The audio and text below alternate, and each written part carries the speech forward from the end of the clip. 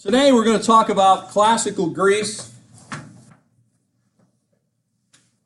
There is a little part that I covered in the other class that I'm going to post that'll be the end of the early Greek period, but I'm going to go ahead and I did some of this last hour, but just so I can kind of move it forward a little more. Classical Greece. The classical Greek period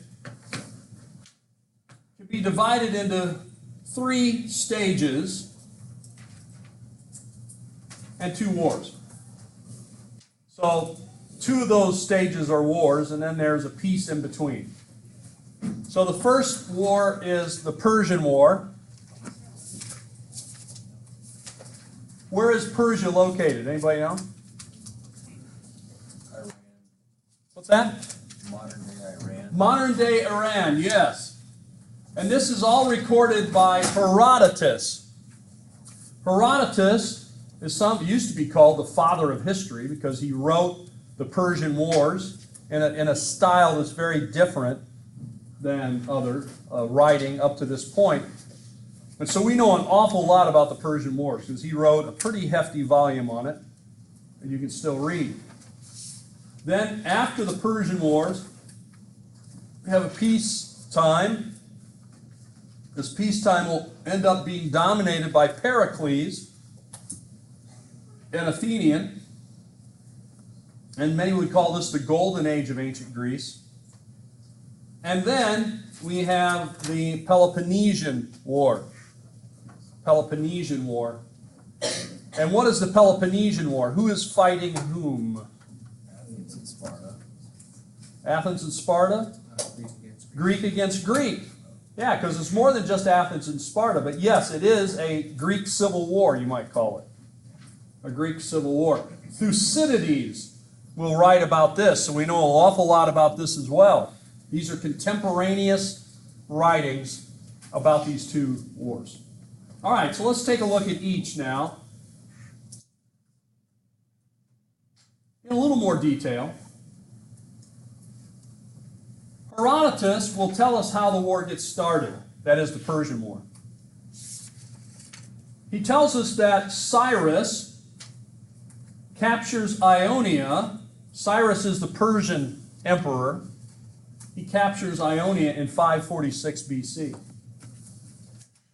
Where is Ionia? Anybody remember? Southern coast.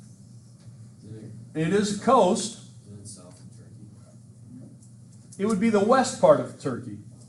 Yeah, it's the coast of Turkey. Right. So we're kind of hitting at it. So, it's that coast of Turkey that would be east of Greece, or the western part of Turkey. And the Greeks called it Ionia. There were a lot of cities there that were Greek cities. Cities like Ephesus and Miletus and so forth. Well, Cyrus, you might know Cyrus from somewhere else. You ever heard the name Cyrus? What's that? Cyrus the Great. And why is he considered to be great? What did he do? He freed the Jews. Yes, this is the same guy.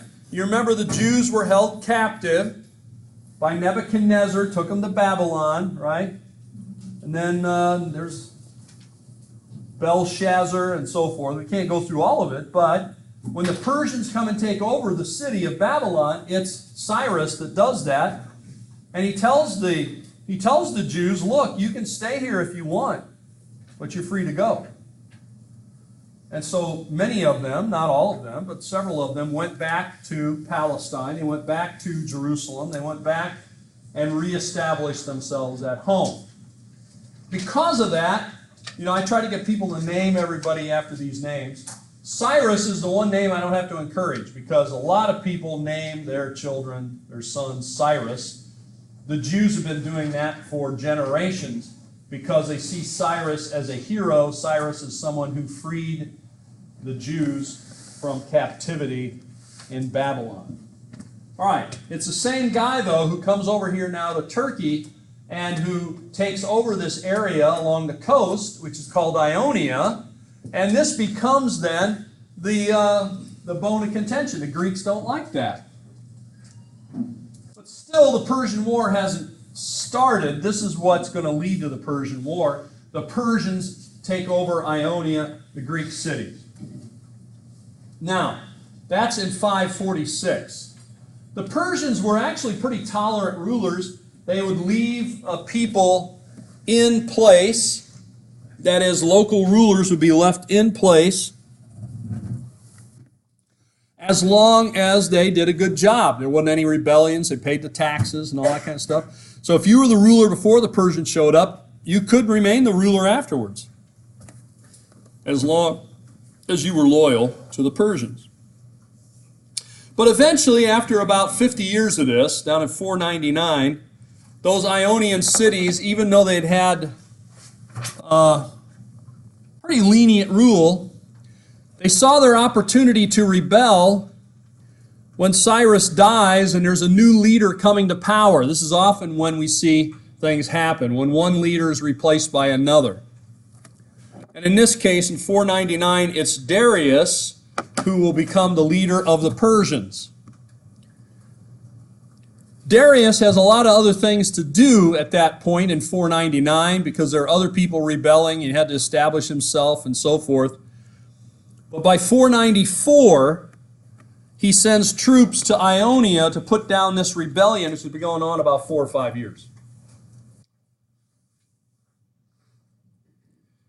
All right, and the Persians win. That shouldn't really surprise us. But here's the thing that really, I think, gets the Persian War started, at least for the Persians. The rebellion, they could understand a rebellion of cities when we have a change of rulers. But what they could not tolerate is that the city of Athens sent ships to help the rebellious cities of Ionia. They sent their warships to help them. And when the Persians find out, that Athens, and they didn't know Athens from anywhere else, but Athens was the one that sent these ships. The Persians then decide, the emperor then decides, Darius, this cannot stand, and so he is going to attack Athens. In fact, you know what he did? Darius sent, he tasked one of his men. And here's what he said. He went up to his man and he said, here's what I want you to do. Every day, I want you to come up to me and I want you to say, remember Athens. Remember what Athens did. Every single day, I want you to say that to me. Don't you forget to tell me that. Why? Because he did not want to forget what Athens had done. He wanted a daily reminder that would make him upset because he wanted revenge. And so eventually he will seek his revenge to try to teach Athens. Now you have to remember, Persia was a huge empire. Athens is just one tiny city, as far as the Persians are concerned. Persia controlled territory all the way from India and all the way to Egypt, all the way from the Persian Gulf, all the way up to the Black Sea. Huge empire. They were the most powerful empire in the world at that time, and Athens was just one little city-state. Who do they think they are? Messing with the Persians. So the Persians sent troops. Darius will send his troops. Here he is on his throne with his scepter. There's his footstool. The Old Testament has imagery of God having a footstool, right? There it is. There's the king's footstool while he sits on his throne. That's so he can sit in the throne and makes him even taller and his feet still reach the stool, right? Otherwise, you don't want the king, you don't want the emperor's feet dangling. So you have the footstool, right? Well, he will send troops, and in 490, eventually the battle will come between the Athenians and the Persians. It'll happen on a plain. It'll happen in a flat area outside of Athens. The Battle of Marathon, which takes place in 490. Why, how have you heard about marathon? Marathons, running. Yeah? A race. How long is that race? 26.2 miles. 26 point, isn't that a weird distance? 26.2. Why not just 26? Why not 27? Why not 30? Why not 25? Yeah. Because there's a messenger. A messenger who ran from the Battle of Marathon to Athens. That's approximately 26 miles, but it's not 26.2 miles. By the way, something people that try to get you to run marathons never tell you. That guy who ran that first race, you know what happened to him? He died. So keep that in mind. The first guy who ran a marathon died. Now, of course, he'd been fighting all day in the battle, but still, he died. But still, that doesn't explain the point two. It's about 26 miles, but it's not exactly 26.2 miles. Does anybody know where that came from? Did the Greeks in the Olympics have a run called the marathon?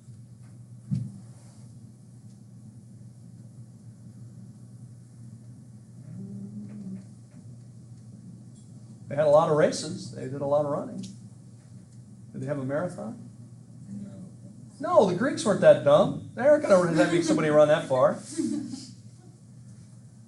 No, there was no race in the ancient world called the marathon race. There was a guy who, after the victory at the Battle of Marathon, ran to Athens and told them, "We have defeated the Persians. Everybody is safe." Everybody was happy, and then he fell over dead. All right? In the modern Olympics, which started, I think, in 1896, but you can check on that, and they started in London. That's the first time you have a marathon race. A little over 100 years ago, almost 120 years ago now. That was the very first marathon. Again, why is it 26.2 miles? Well, want me to tell you? It might be on a Jeopardy thing. That's the distance from Windsor Palace to Buckingham Palace.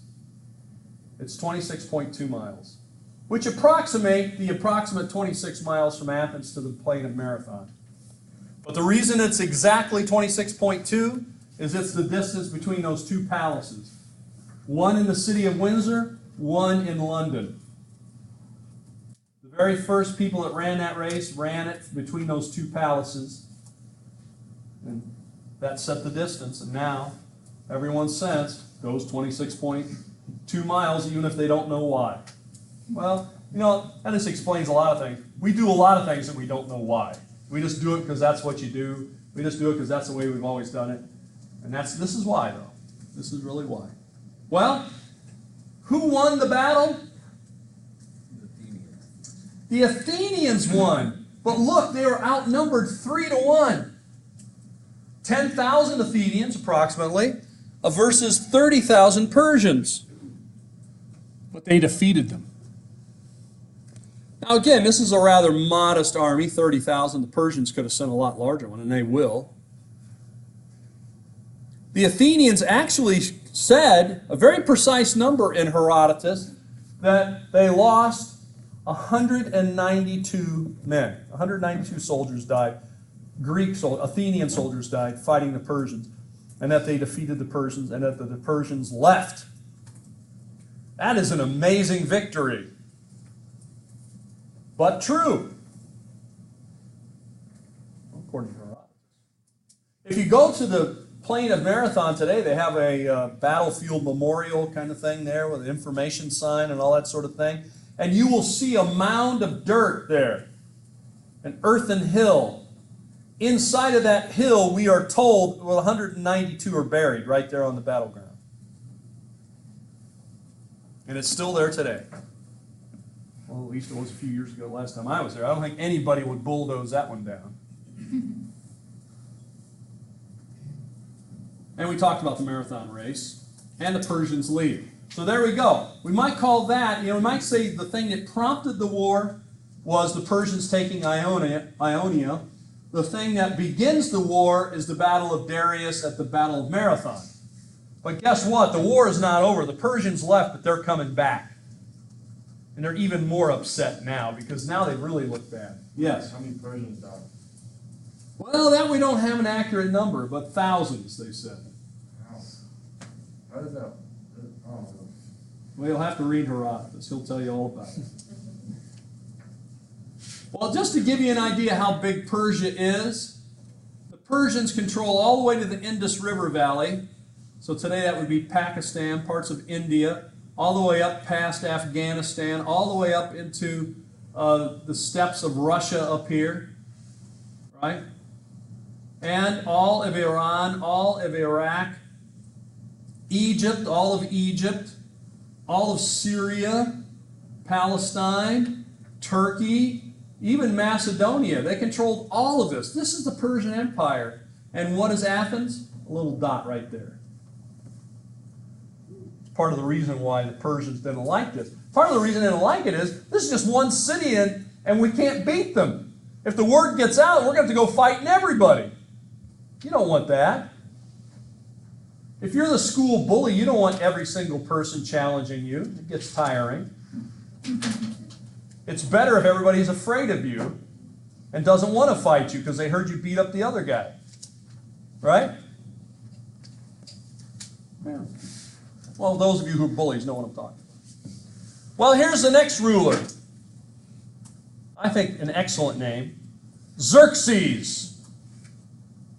I tried for years to get people to name their children Xerxes, and I still hope you do.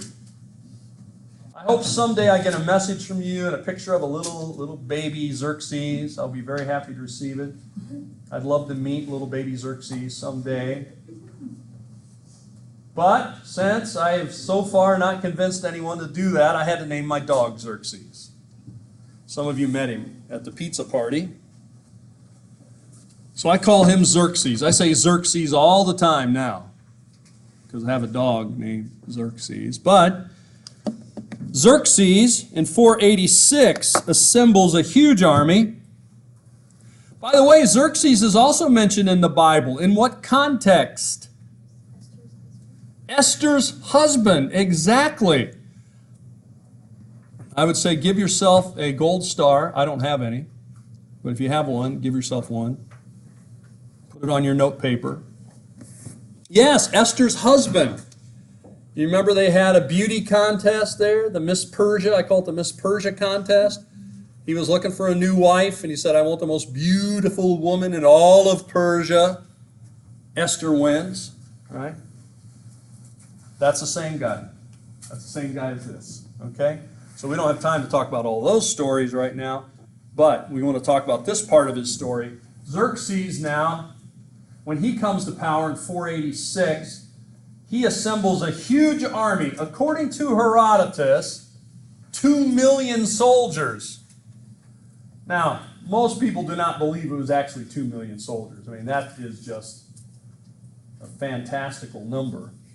However, I think what Herodotus is trying to convey is you can't even count them. You know, if we were out here and we had a huge field from like here all the way to the football field and all we could see were people, how many would we say there were? I don't know. Say we can't count them. It's a lot. It's more than a lot. So, did Herodotus go out and count them all and got 2 million? No. But what he's saying is whatever is the most you can think of, it's twice that. As far as the eye can see, there are Persian soldiers coming. And the Greeks hear about this. And Xerxes makes lots of preparations. There was trouble getting all these soldiers across from what today would be the mainland of Turkey to the European side of Turkey, a place called the Hellespont, which is it's about a 2-mile pass. So he actually had them take ships, lash the ships together and make a road over the ships, and the soldiers marched across from one side to the other. Instead of getting on a boat and getting off a boat, they marched over the top of boats from one shore to the other. Also, when they got to the Isthmus of Mount Athos, which is kind of up in Macedonia area, this had been a problem where Darius ran into and some of the ships sunk because of the rocks and the stuff there. And so he had sent ahead of time guys who actually dug a canal so the ships could go through and avoid those rocks. I mean, he was making preparations that took months, years to get ready. And then once they did, the troops are moving across, and they get across Macedonia, and they begin to turn to the south. Now, when the Greeks hear that an army bigger than anybody can count is coming their way, a Persian army, obviously they get a little nervous, right? They go looking for help. They try to get the Spartans to come. They try to get every city to come. And they decide that their best approach, since they're outnumbered by such a huge amount, it would be just like, let's say that we were in a building or something and there was only one door and there's like 30 or 40 of us in here, and out there are 400 people that want to come in here and get us. But guess what? They can only come through the one door. So you know what we got to do? We got to make sure they don't get through that door. So we don't have to fight all 400 or 500 of them. We only got to fight the 3 or 4 that are right there in the doorway. If we can stop that 3 or 4 in the doorway, the rest of them aren't going to count.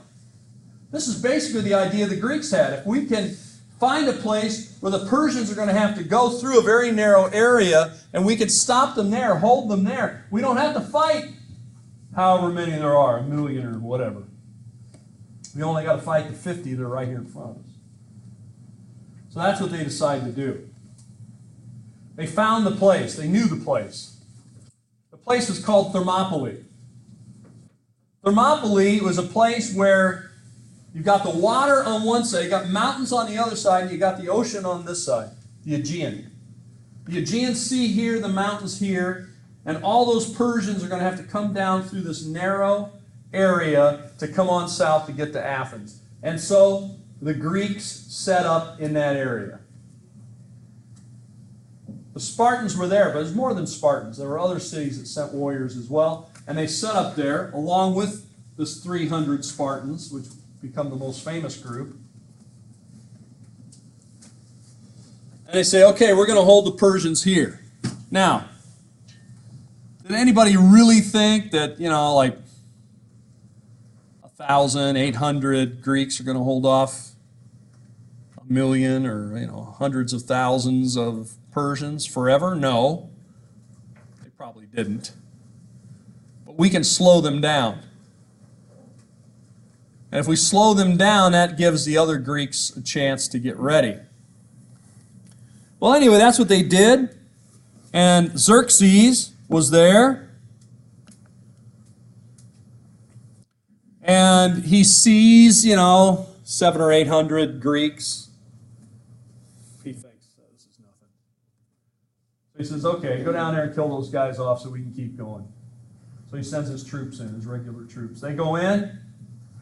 Guess what? They can't take them. They're all dying. Xerxes can't believe it. He gets angry. First he was annoyed, now he's angry. He said, all right, that's it. I'm sending in my elite troops. They were called the Immortals. Why are they called the Immortals? Not because they couldn't be killed. Why? Yes, as soon as one died, another stood right in his place. So that to the enemy, it was like, you can't kill these guys, because they just keep coming. They were excellent warriors. They were the best the Persians had. And they went into battle, and basically the Greeks were holding their own. The Spartans were holding their own against the Immortals. It was a stalemate. Hours went on. About that time, somebody disgruntled with the Greeks, a local, a traitor, came to the camp of the Persians, to Xerxes' camp, and he said, I know, what if I could tell you a way that you could get around these guys? Would you give me some money? I said, sure, we'll give you some money. And so he led them up through the mountains, a mountain pass, up and around this, and the Persian troops marched around that way, and now the Greeks in the middle had to fight from both sides. It would be as if we were fighting this door, nobody knew about this door, and now all of a sudden somebody tells them about that door, and now we got to fight them from both doors. Well, you know what happens. Eventually the Greeks lose. In fact, when the Spartans saw this happening, they told the other Greek soldiers, you go on and warn the Athenians, you go on and warn Athens and the others, and you fight them on down the road. We're going to hold them here as long as we can. And they do. And they fought to the last man. Every one of those 300 Spartans died that day in that pass called Thermopylae, including their leader, Leonidas.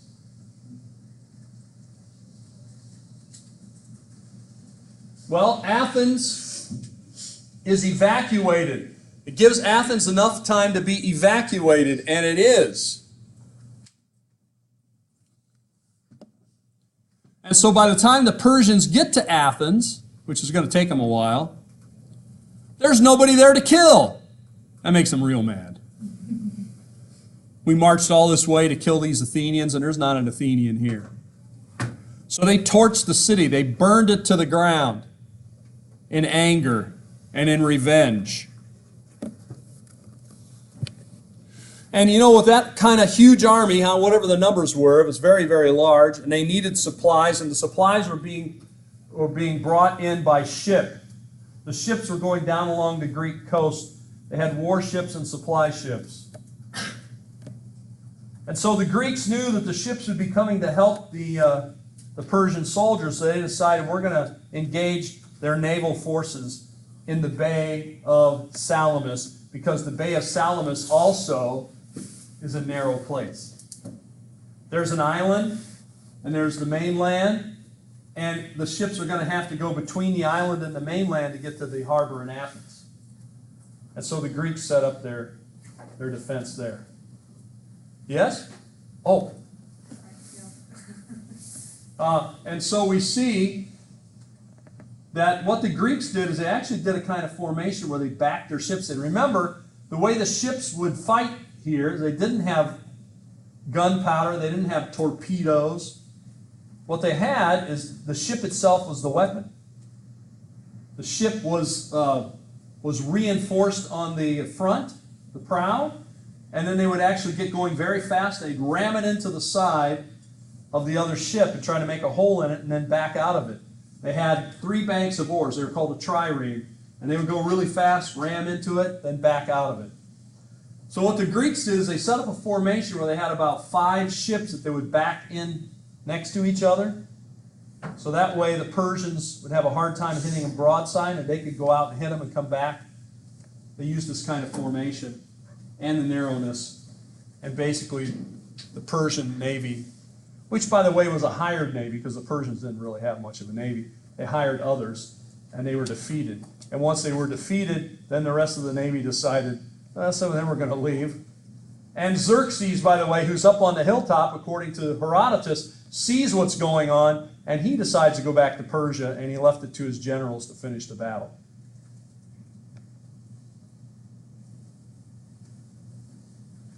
The final battle of the Persian War, then, is the Battle of Plataea, which is a plain sort of northwest of Athens.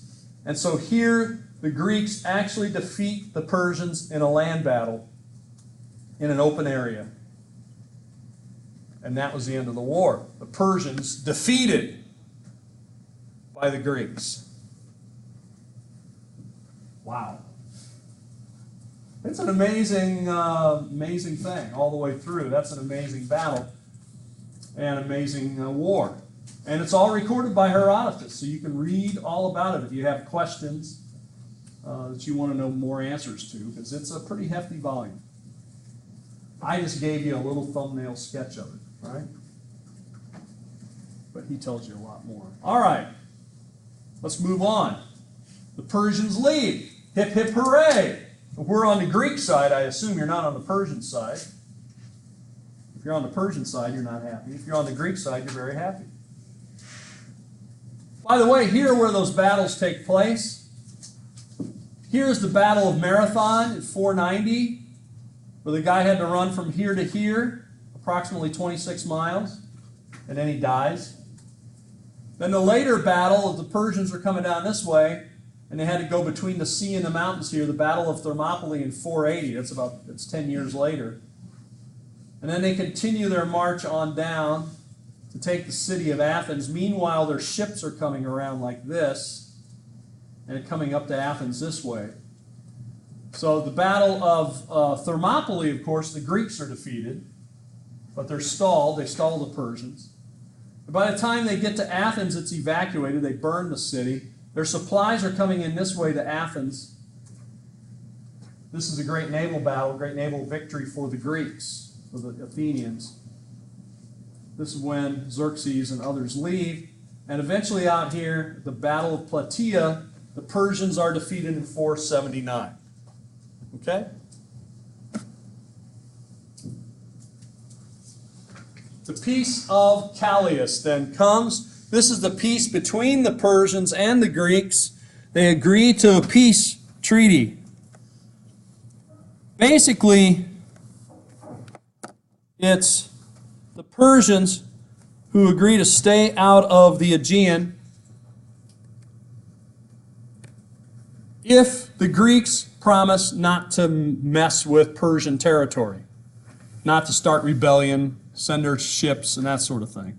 So it's a tense peace, but it is a peace deal. Basically, Persians will stay out of Greece if the Greeks stay out of Persian territory. In a nutshell, that's what it is. All right, so with this peace agreement now, you might say, oh, hey, everything's fine. We got a peace agreement, everything's good. However, the Greeks were still very nervous because they knew the Persians were a huge military force. They kept thinking that the Persians would come back, that the Persians would come back once again. And would we be ready? Some of them thought, you know, we got kind of lucky last time. But if the Persians come back again, would we be able to hold them off again? That was their fear. And that's what then leads to the next stage, which is period of peace. So what the Greeks decide to do is to form a league of cities called the Delian League. The Delian League was basically a league of city-states that are formed to defend against the Persians in 478. How did it get that name? There's an island out in the Aegean called Delos. Delos was a religious island. It was in the center of a whole circular grouping of islands, and it was considered to be a holy place. There were a lot of temples there. And so they said, well, you know, just like the Greeks, all of us accept this as a holy place. This will be the center. We'll put our treasury on the island of Delos.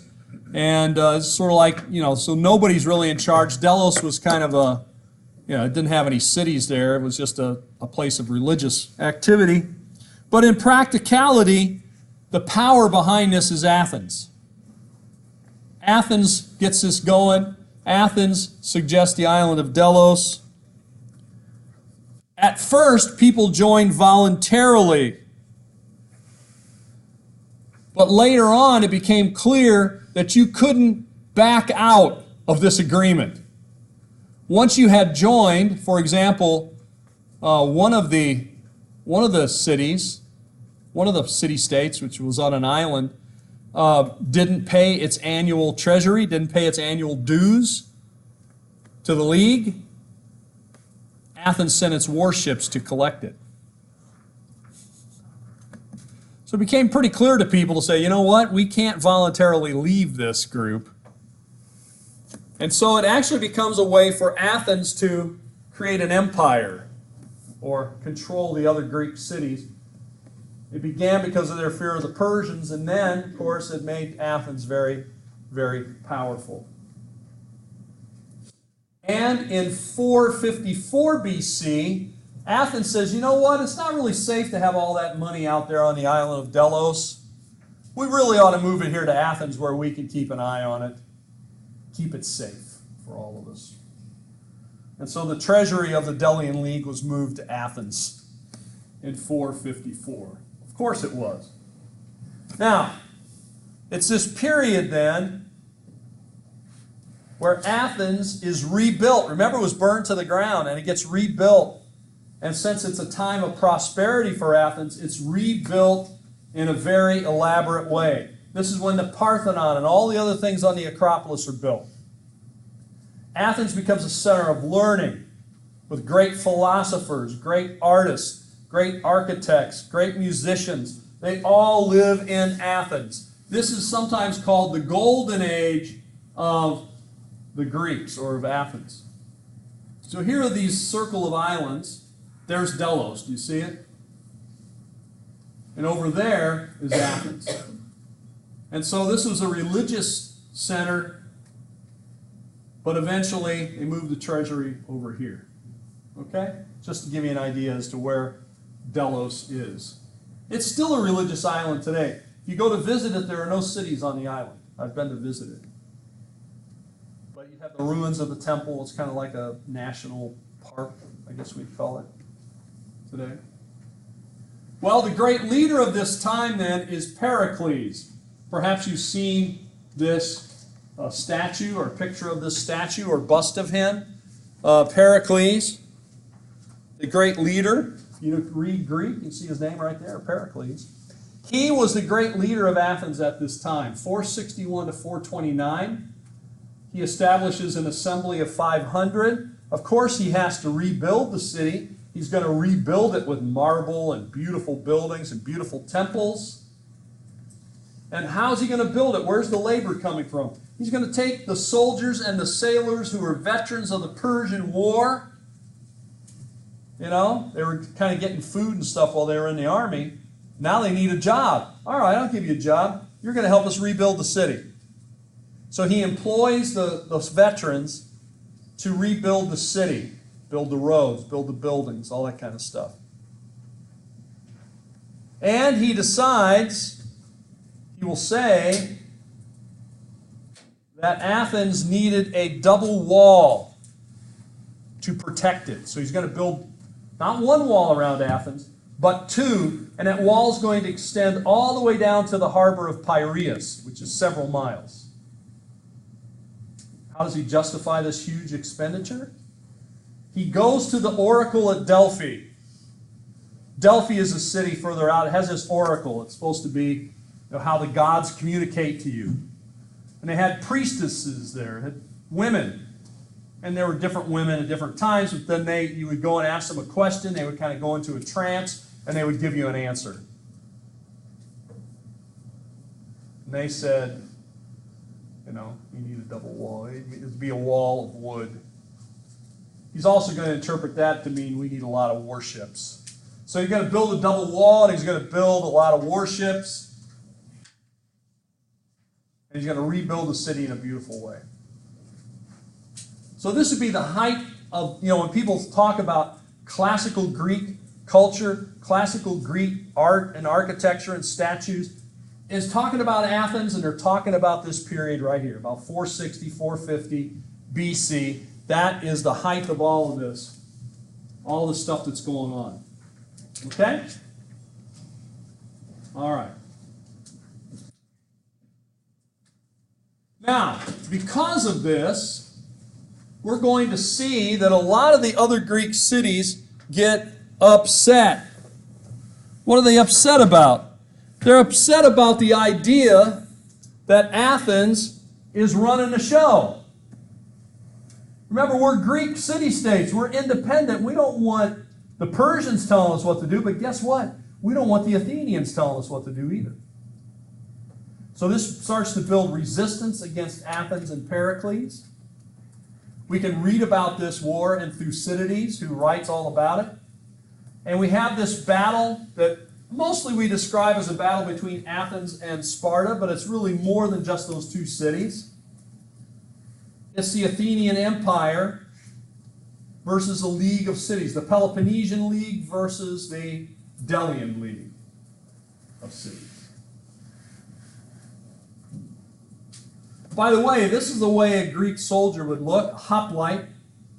Hoplite soldier is very different than a Persian soldier. Part of the reason maybe why they won, they wear a lot heavier armor, heavier shield. Persians usually just had a wicker shield, a woven shield. It was very light so they could move faster, mainly used to stop arrows, whereas this is a metal shield to stop swords. And they always had a spear, a sword, and a shield. They would move in one unit with their spears out and come at you in a formation called the phalanx. Well, we see that the Athenians,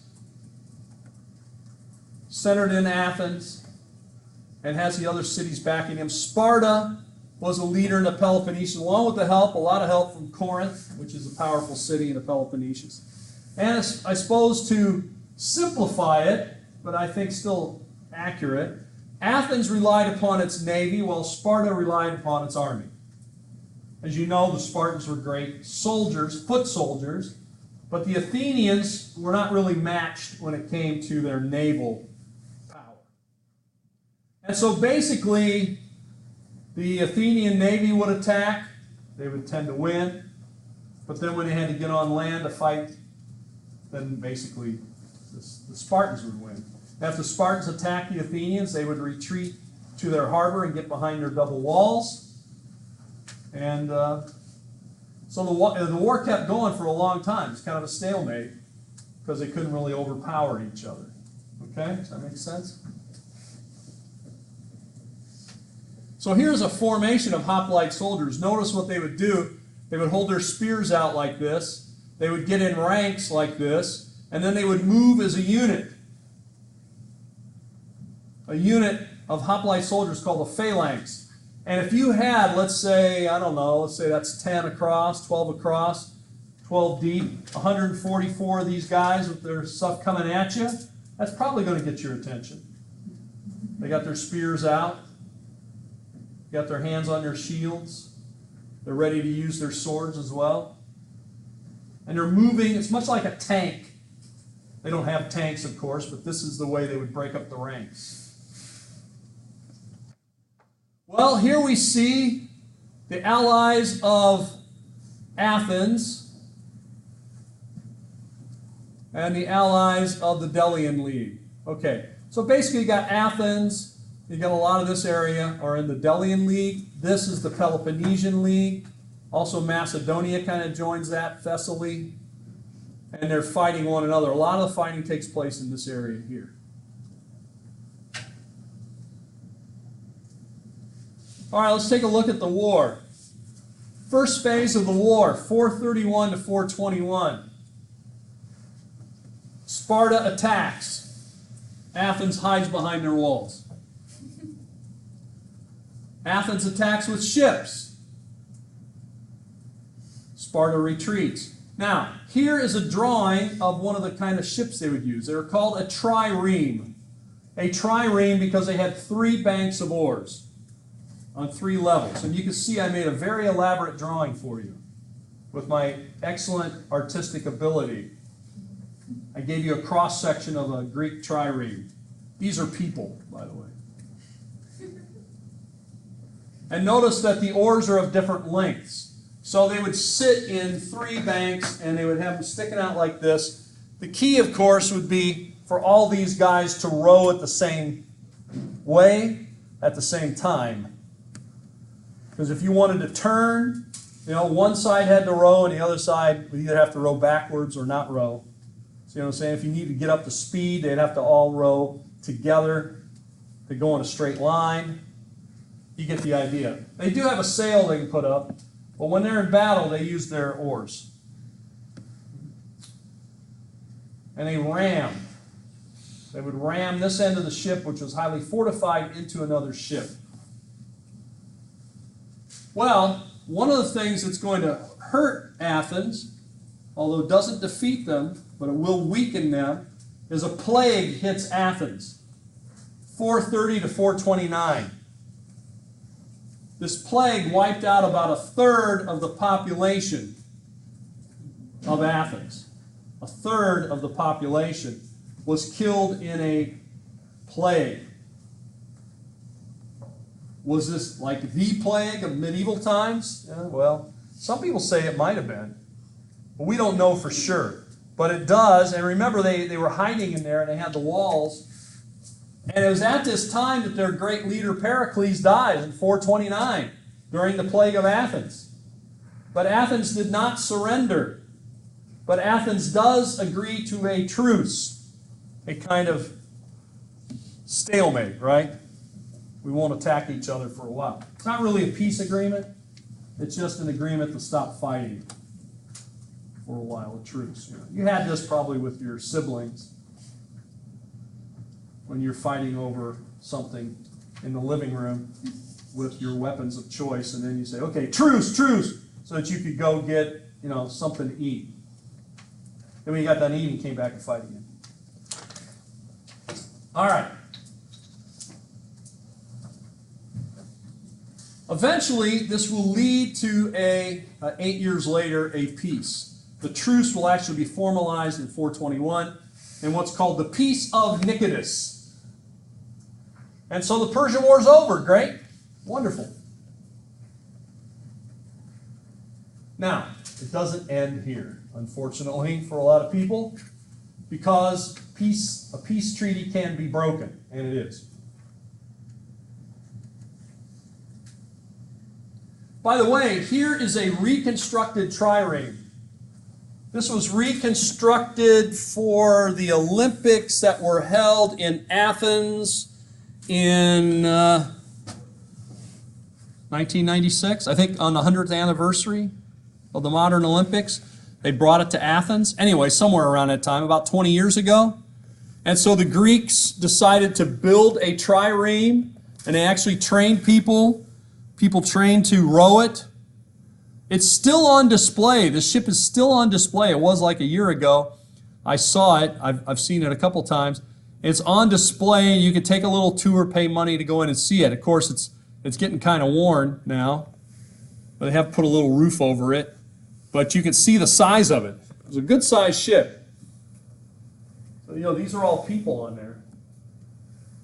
You get the idea of the length of it. So I just thought I'd show you this. This is an actual, of course there are no blueprints, so they had to go from descriptions in writing, they had to go from what was depicted in artistic depictions, and they actually had some people work on it to get the right proportions. They went out and tested it, see how fast they could get it to go, all that kind of stuff. Well, here's the second phase of the war, 415. Athens decided to attack. Why? Well, if they would have won, maybe people would have thought it was a good idea, but they didn't win, so people thought it was a bad idea. That's the way it is about decision. After the fact, everybody's an expert, right? Anyway, Athens did attack Syracuse. Syracuse is actually the largest Greek city on the island of Sicily. And it was a colony of Corinth. And it was quite wealthy. I mean, it was a rival to any of the mainland Greek cities. And so Athens thought they could take this city. This would be quite a gem for them. They attacked the city. However, they never even got into the city. They were defeated outside of the city. But then, of course, this got everybody saying, hey, we can't trust Athens. Athens is going to attack these cities. This started the war again. Athens fights on. But finally, the thing that sort of brings it to an end is, Athens had always relied upon their fleet, on their navy. And in 405, the Athenian fleet was defeated.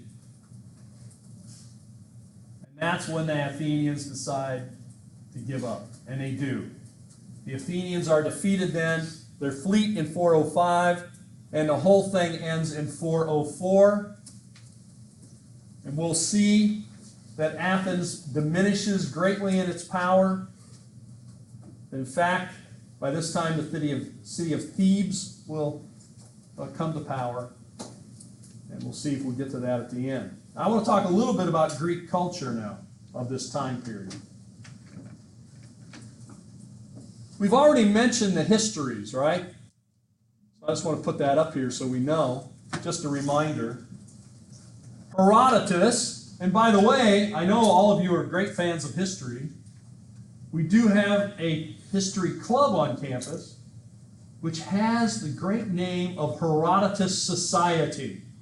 So that when you put it on your resume that you were a member or maybe even the president of the Herodotus Society, it'll sound very impressive. That's the name of our history club. So if you'd like to join, they meet on Thursdays, actually.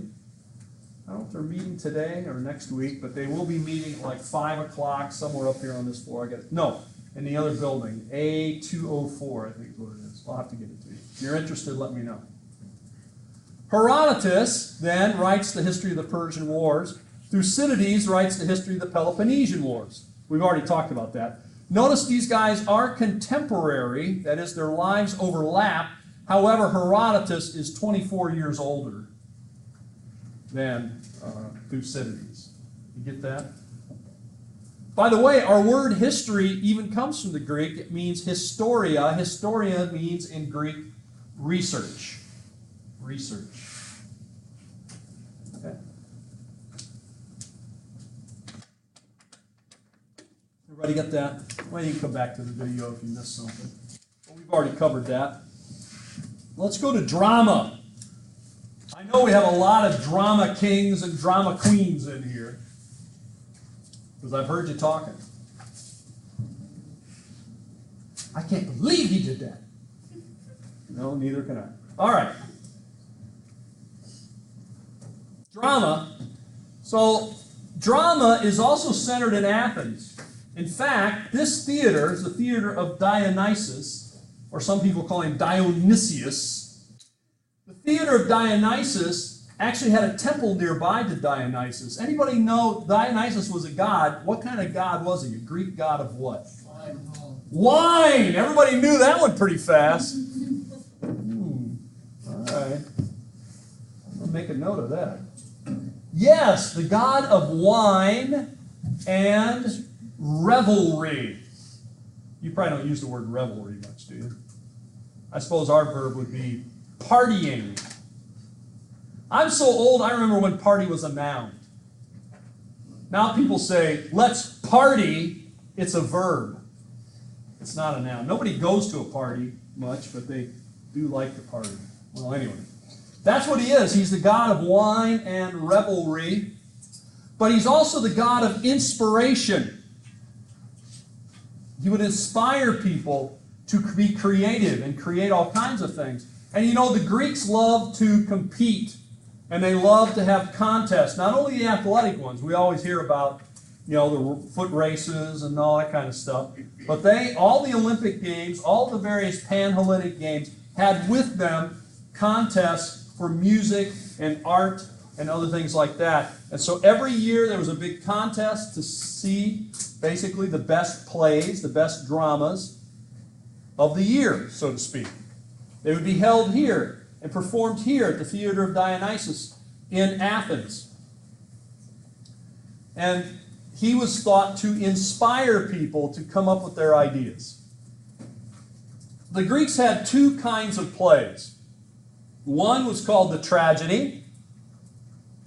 You know that one. That's what our lives are, a tragedy. Tragedy, of course, is something kind of bad happens, very sad. Actually, the word tragedy comes from the Greek word tragoda, which means goat song. I don't know if you've heard goats sing, but it is kind of painful. The other one is the comedy, or commodia, or the village song. This was happier, funnier. So the Greeks had both of these, both comedies and tragedies. And so basically they'd have a big contest here, and they would decide which was the best one of the year. But it promoted people of writing this in this competition. Well, let's just talk about a few of the playwrights. How about Aeschylus? Okay. He wrote several plays, but we only have 7 of them that we know that are preserved. We know he had more because there are names of other ones mentioned that we don't have. Right?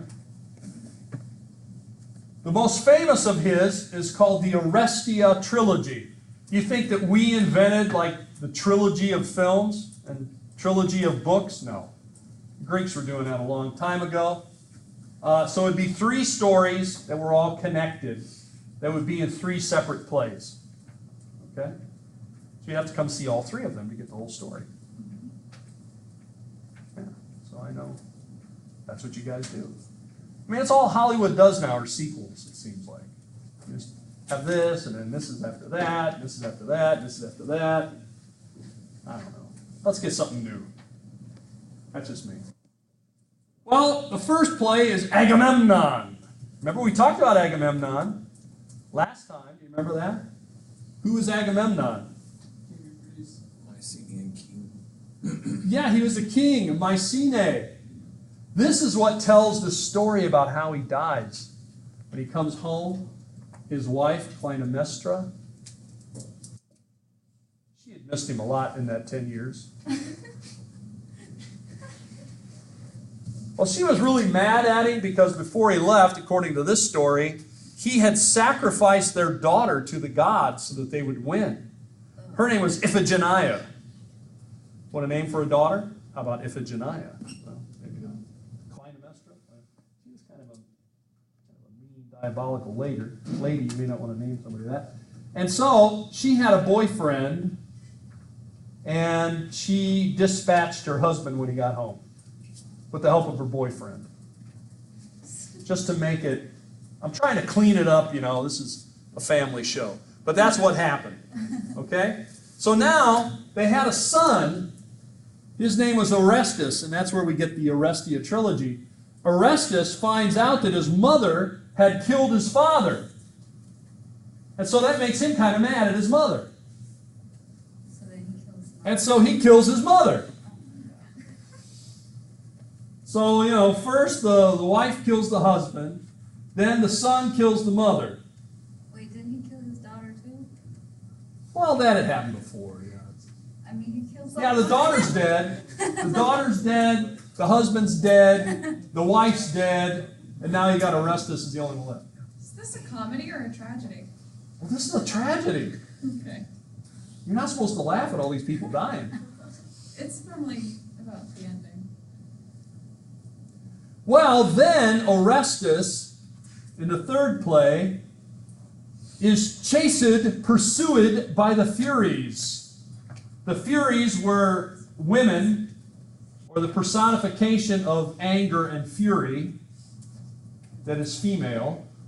And they are chasing him. Why? They are sent by the gods because the gods said, hey, this guy killed his mother. We can't let him get away with that. So he's being chased and tormented by these female Furies that are chasing him around. That's what the whole play's about, for killing his mother. That play is called Eumenides. And finally, in the end, what does he do? Kills himself. He's pardoned by Athena. Oh. You wanted him to kill himself. All right, so it's very and here is a Greek bowl, vessel, that has, Orestes killing his mother, and Clytemnestra, and then, anyway, you've got the whole thing there. Aeschylus also writes The Persians, and this was sort of the first contemporary play that actually talks about the Persians as being, human, and the Persians, not being just terrible enemies. And sort of tells their side of the story of the Persian War, which is kind of interesting. All right, so this is just some of the plays. Sophocles, he is probably the most famous. You've probably heard of him. 496 to 406. He also has 7 plays preserved. His most famous is one by the name of Oedipus. Oedipus the King, or Oedipus Rex. You've heard of him, right? How dreadful knowledge of the truth can be when there's no help in truth. That's what Oedipus says. You remember the story of Oedipus, don't you? Oedipus, the story begins with a couple who had a son. The king had a son, and the oracle comes to them, and they ask about the oracle. What is our son going to be like? Will he be a great ruler? Da, da, da, da. And the oracle says, this boy will kill his father and marry his mother. And they're like, what? No way, Jose, is that going to happen? We're going to make sure of that. So what do they decide? We're going to take this son out. We're going to leave him sitting up in the mountains, expose him. He'll die. So they took him up in the mountains and they left him to die. But guess what? A shepherd comes by and he sees the baby, he hears it crying. He takes pity on the boy and he takes him back. And eventually, Oedipus, who was the exposed child, the shepherd is working for another king in another city on the other side of the mountain, Corinth. And the servant of Corinth takes Oedipus because he knew that the king was wanting a son. They had been trying to have a son. Here is a baby. And so he raises him as his son. So now he's the son of the king. And Oedipus meets the oracle one day and says, well, what is my life going to be like? And he says, you are going to kill your father and marry your mother. And Oedipus says, no way! And so Oedipus says, I'm getting out of town. I'll make sure I don't do that. I'll leave and never come back. And so he leaves, and he goes far away. He goes across the mountains. And as he's going, he's kind of in a bad mood because of all this happened. And he came up to a crossroads, and here he meets a guy that's really a jerk. And the guy won't get out of his way. And he says, get out of my way. He says, no, I'm not going to get it. And so he kills the guy. Then he goes on into the city, and he meets this lovely lady who was recently widowed. He falls in love with her. She's old. Well, it doesn't matter. She's such a nice lady. And he marries his mother, Jocasta. Oh my God. But he had killed his real father. He had married his real mother. And he had no idea. And when he finds out, the mother kills herself. And the end of the story, Oedipus blinds himself. He sticks stuff in his eyes. That's the happy ending. Oh my God. Now, of course, we use this today. Any of you in here a psychology major? 1, 2, 3, 4. How do we use Oedipus' story today? What is it? Freud? Oedipus complex. And what does that say? Yes? It's like when kids are really little, they develop an attraction to the parent of the opposite sex. Yes. It's basically saying that every boy is in love with his mother, would want to marry her. He can't marry her, so he tries to find a girl that's just like his mother. He looks for a woman that's like his mother. And I suppose maybe girls do the same. They look for a guy that's like their father. Maybe not, but Oedipus, that's what it means. Okay? So it's an attraction to your mother. The Oedipus complex. We still use it today. How about Aristophanes? Here's a comedy. I'll just lighten it up a little bit. We like to have more fun than that, right? Aristophanes would write comedies, 450 to 385. He wrote one called Clouds. In it, he pokes fun at Socrates, the famous philosopher, because basically in it he says that Socrates walks around with his head in the clouds, that he's this, this most wise guy, most brilliant man in the world, but he can't even find his shoes. He can't. It's sort of like the absent-minded professor. He doesn't really always know where did I leave that? Where is it? Everybody says, well, it's right there. Oh, thank you, and that kind of thing. And it was said that Socrates went to the play, and then he liked it. He thought it was funny. It was making fun of him, but he liked it. Well, he also wrote Lysistrata. Anybody here ever read that book, that story? It's not that long. It's a play. Well, this one is actually contemporary as well. It's talking about the Peloponnesian War, and it's about the men are fighting the war. So this is what the ladies' response to the war. Lysistrata was sort of the woman that organized this. Anybody know what she organized? No? Nobody's read? Well, basically, Lysistrata gets the women of Sparta and the women of Athens together and says, we got to stop this war. And they say, well, how are we going to stop the war? Here's what we're going to do, ladies. We're not going to allow our husbands to have any feminine affections until the war is over. So if our husbands indicate they might want some feminine affection, we say, no, sorry. When the war's over, then that's going to happen. But it's not going to happen before that. And if we hold firm, ladies, both Spartans and Athenians, we can end this war pretty quickly. That's what the play is about. So I will let you read it for yourself if you dare. But it is a comedy because, well, I won't explain it all to you, but you, I think, are getting the idea. Okay, that's Lysistrata. Women reject their husbands until the fighting ends. You'll have to read it to see what happens in the play. Did it work or not? And why didn't it if it didn't? And why did if it did? Well, anyway, let's move on. Let's move to philosophy. The Greeks, of course, are famous for their philosophy and all that kind of thing. So you can divide philosophy into three phases. Basically, the period before Socrates, the period of Socrates, and the period after Socrates. So the pre-Socratic, Socrates, Plato, and Aristotle, I call them the big three.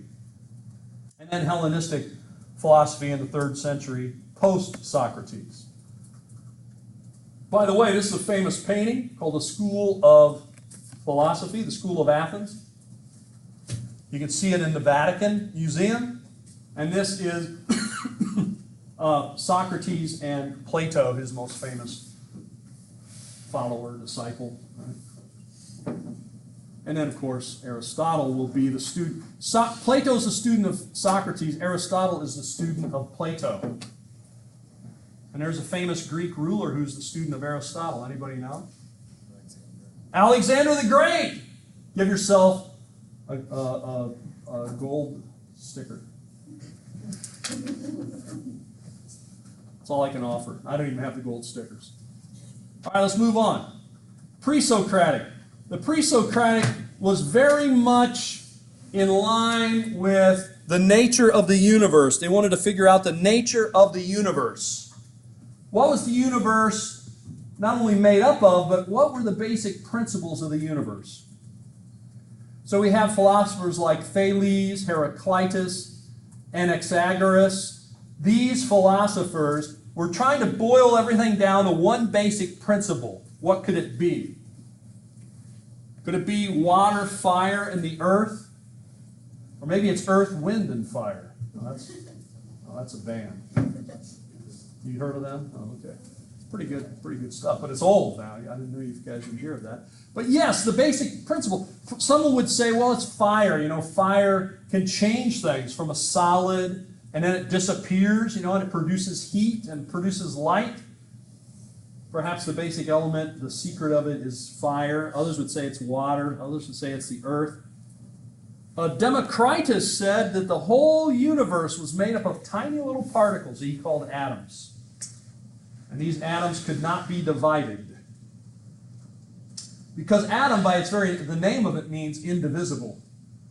So the Greeks would never talk about dividing or splitting an atom because then it wasn't an atom to start off with. But anyway. So he said the nature of the universe is it's all made up of these little particles, these little things that put it all together. Here's a depiction of Thales. So anyway, they were concerned about the nature of the universe. Could we unlock the mysteries of it that way? All right, so that's pre-Socratic, and there's a lot more we could say, but let's leave it at that. Then we go to the classical period, to the big three, I call them. Socrates, Plato, and Aristotle. So let's take a look at them next. Here's Socrates. You can see a handsome devil. I don't know. Every time I see a statue of him, I can always recognize him. He's got kind of a strange look, I think. I'll let you decide what you think of him. Well, Socrates, 469 to 399. What would be the style of Socrates' discussions? What would Socrates think is important?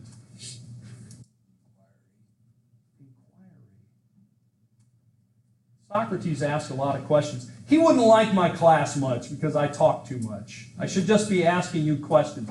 You should walk in the door and all I do is ask questions and never answer them.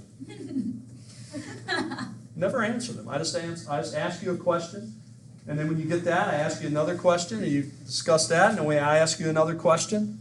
You know what Socrates wanted to do? What Socrates said was his goal was for you to be convinced that you don't know anything.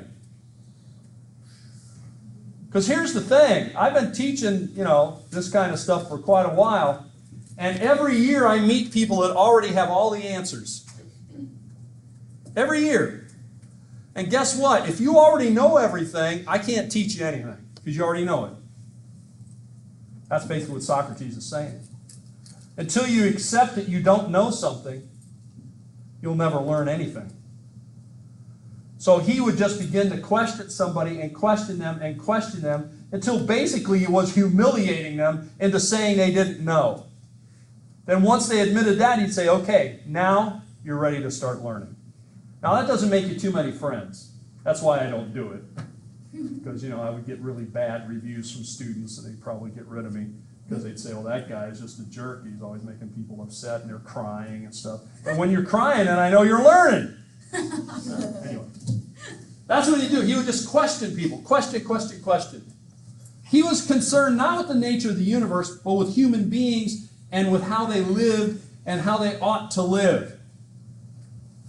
Because he did not revere the gods, he was accused of atheism. He may well have been an atheist. He certainly didn't care much about the Greek gods.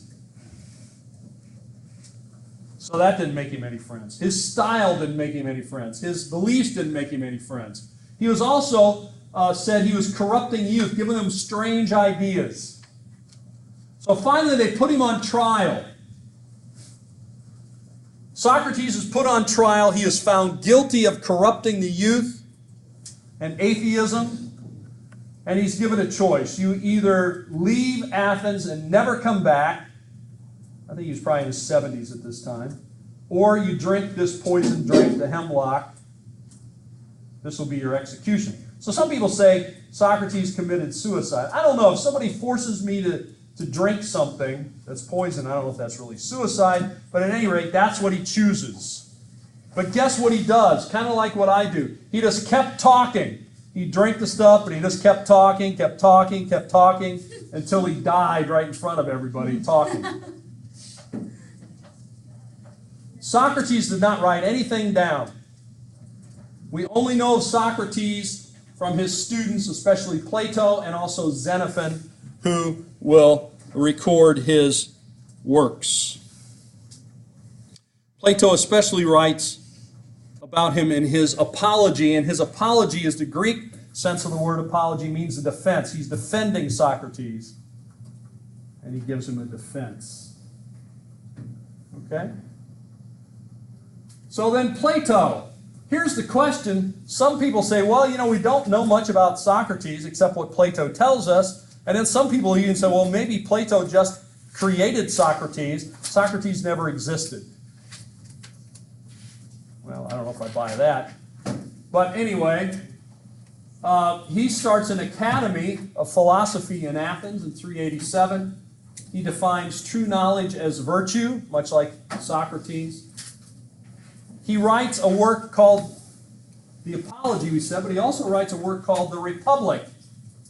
In the Republic, he says he's looking for the ideal state. And his ideal state is not much like the government of Athens. It's much more like the government in Sparta, where the government controls everything. And it's ruled by philosopher kings. And guess what? Plato's a philosopher. I guess that means he also wants to be the king. He has an illustration there, and I'll end with this. His illustration is of the cave, where basically he says the reality that we see, he says, is an illusion. and that the real reality is in a different dimension. And so they have these people locked up in the cave, and they're all down there, and they're being shown things up on a wall, shadows. And then one of them escapes, and he goes up to the surface, and he comes back and tells everybody, this is all an illusion. And when he does, all the people get mad at him and kill him. And that person was Socrates. All right, we'll leave it there. We'll see you later.